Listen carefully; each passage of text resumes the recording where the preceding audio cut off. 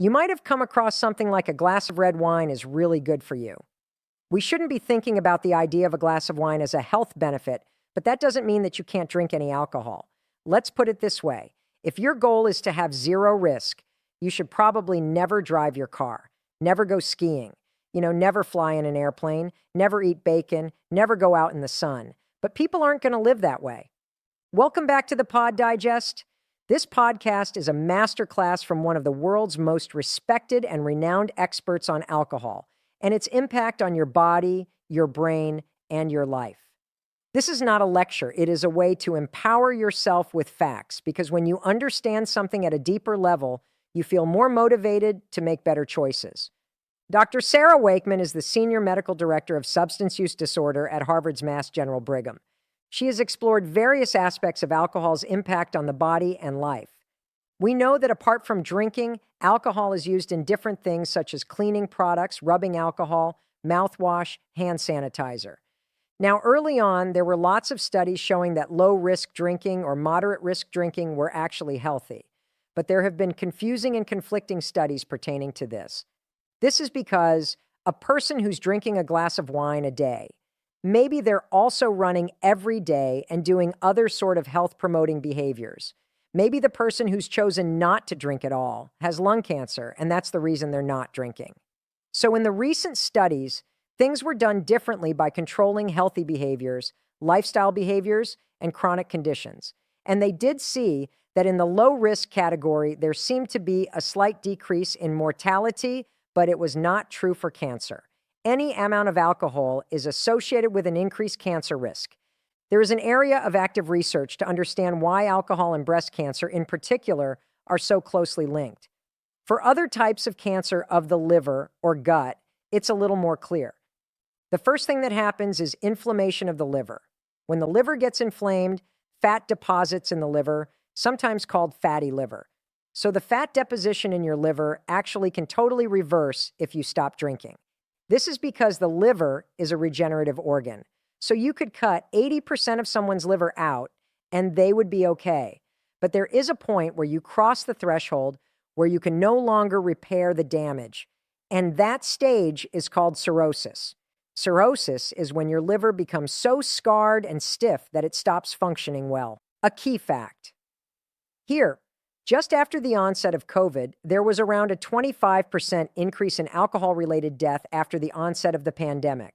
So the pandemic was hard for many reasons, but it certainly increased alcohol use across the country, and with that liver disease and liver failure.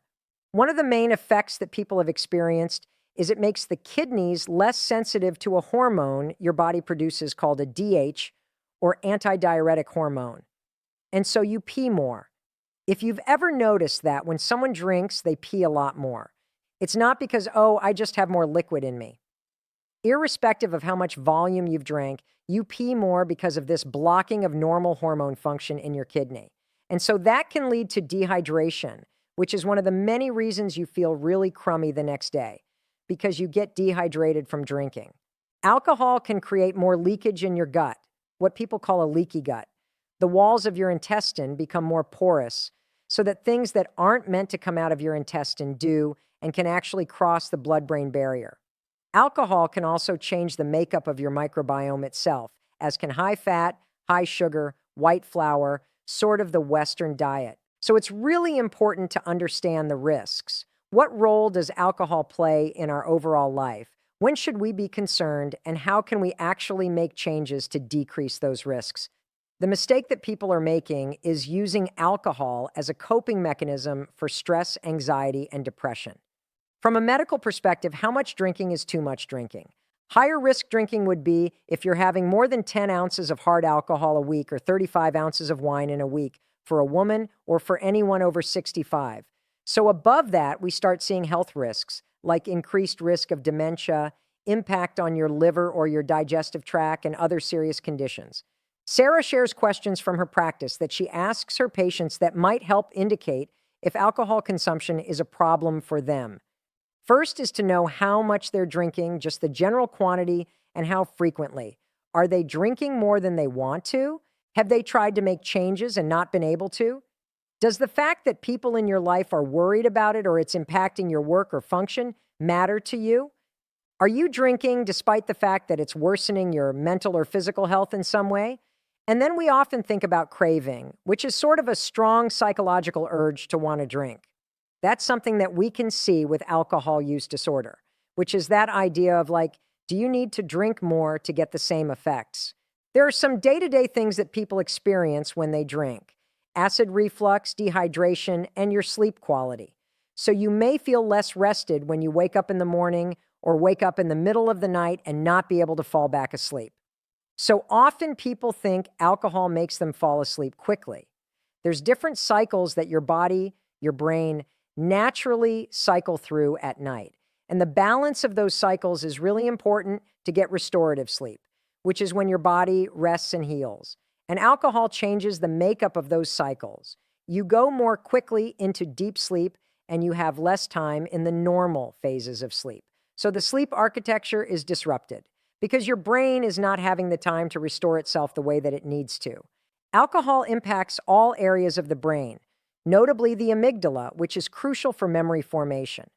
Alcohol acts as a depressant, slowing down brain activity. This immediate effect can impair the ability to form new memories.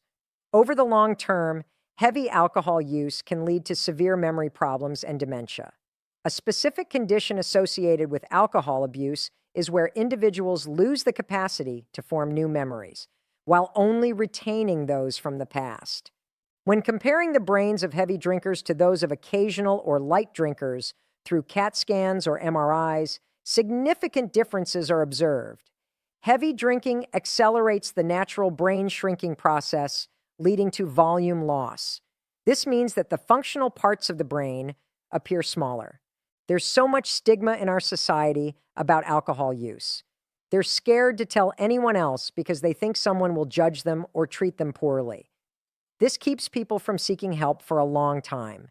So if you're suffering from trauma, depression, anxiety, and relying on alcohol to cope, you need help treating anxiety, depression, trauma, and the alcohol use disorder. That's not because you're weak. That's not a failing. The definition of alcohol use disorder is not being able to stop despite bad things happening to you. If someone close to you is having alcohol disorder, the first thing you can do is just share your worries, not in a way that blames the person or is judgmental, but in a loving way. The only thing that matters is they think their life will get better in some way. So really shifting from this idea that the person is failing to thinking like the system, the treatment, the resources are failing.